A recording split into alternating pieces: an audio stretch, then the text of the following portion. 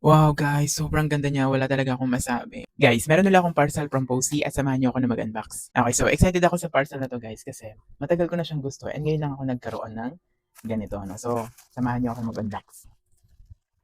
Yeah.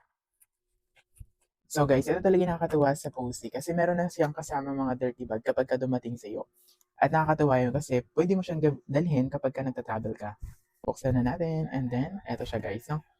Yeah. Tadan!